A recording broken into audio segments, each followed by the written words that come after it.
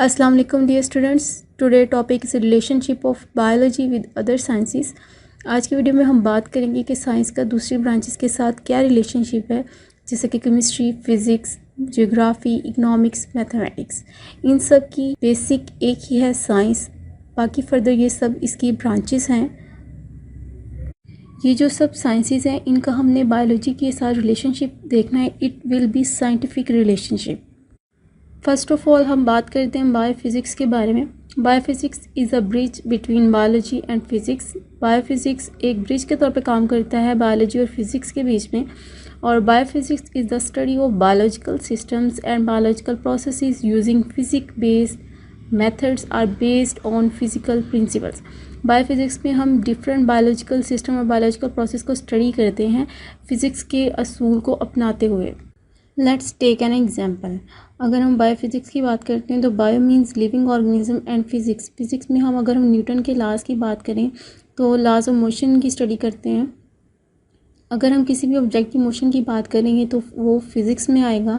और अगर हम लिविंग ऑर्गेनिज्म में किसी भी लिविंग ऑर्गेनिज्म की मोशन की या उसकी मूवमेंट की बात करते हैं तो इसमें मूवमेंट का रिलेशन आता है। There is a similarity between the working principle of liver.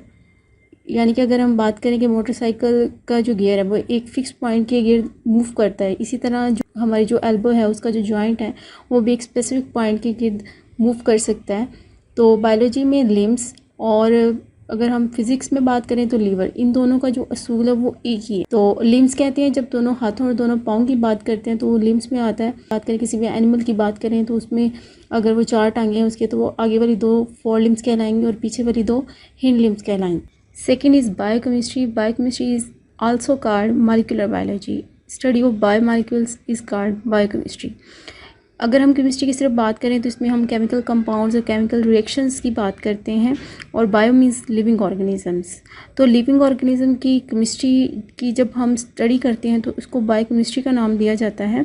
अगर हम वाटर की केमिस्ट्री की बात करें तो वाटर का जो फार्मूला है वो H2O है। अगर इसके बॉइलिंग पॉइंट की बात करें तो 100 सेल्सियस है, फ्रीजिंग पॉइंट 0 सेल्सियस है। तो ये सारा कुछ जो भी इसका मॉलिक्यूलर वेट इसका फार्मूला आ रहा है ये सब क्या है, वाटर की केमिस्ट्री है। Physical and chemical properties of any compound is called chemistry of this compound. Example, study of metabolism of photosynthesis and respiration. Next is biomathematics. इसको हम बायोमेट्री भी कहते हैं। मेट्री means measurements. It deals with the study of biological processes using mathematic techniques and tools.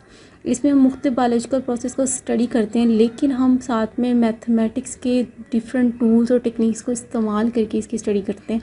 जैसे कि example है to analyse the data gathered after experimental work biologist apply the rules of mathematics.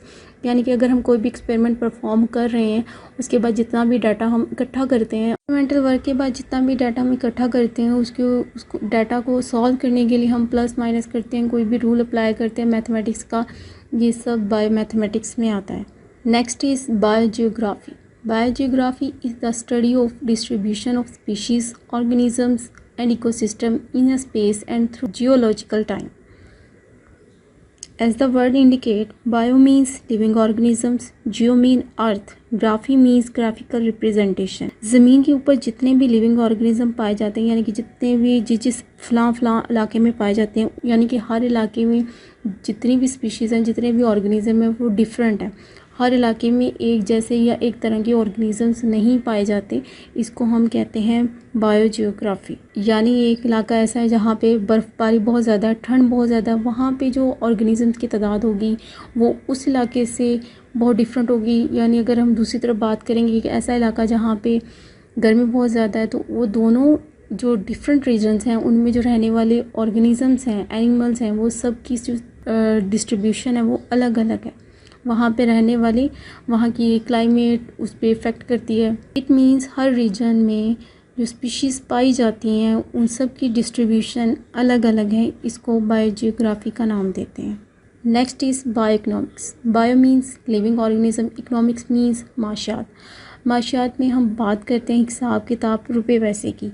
यानी कि आपने कभी सुना होगा न्यूज़ में न्यूज़ कास्टर्स कह रहे होते हैं कि हमारे मुल्क की मीशत में इजाफा हो रहा है, कमी हो रही है, हमारी जीडीपी इंक्रीज़ कर रही है, डिक्रीज़ कर रही है, तो वो सारे रुपये पैसे की बात हो रही होती है। तो बायो इकोनॉमिक्स में हम सिर्फ़ और सिर्फ बात करते हैं study of organism from economical point of view, यानी कि ऑर्गेनिजम्स की स्टडी करेंगे इकोनॉमिकल पॉइंट ऑफ व्यू से। अगर हम यहाँ पे एग्जांपल लें वीट की, तो फार्मर जो हैं, जो किसान हैं, वो वीट को ग्रो करवाते हैं, गंदम उगाते हैं। गंदम को उगाने के लिए वो जितना भी रुपया पैसा लगाते हैं, यानी इतने का उन्होंने पानी लगाया है, इतनी खाद डाली है, फलां उन्होंने हिसाब किताब करके रखा होता है कि फ़सल पे हमारा इतना पैसा लग चुका है। फिर आफ्टर 6 मंथ 1 ईयर जब फ़सल पक जाती है, उसकी हार्वेस्टिंग की जाती है, उसके बाद वो उसकी लॉस वैल्यू और प्रॉफिट, यानी कि बेनिफिट और लॉस दोनों को अंदाज़ा लगाते हैं कि हमने उस पर लगाया कितना है, कॉस्ट वैल्यू क्या है, प्रॉफिट वैल्यू क्या है। जब फ़सल पक के तैयार हो जाती है तो किसान क्या करते हैं, उसको सेल आउट करते हैं।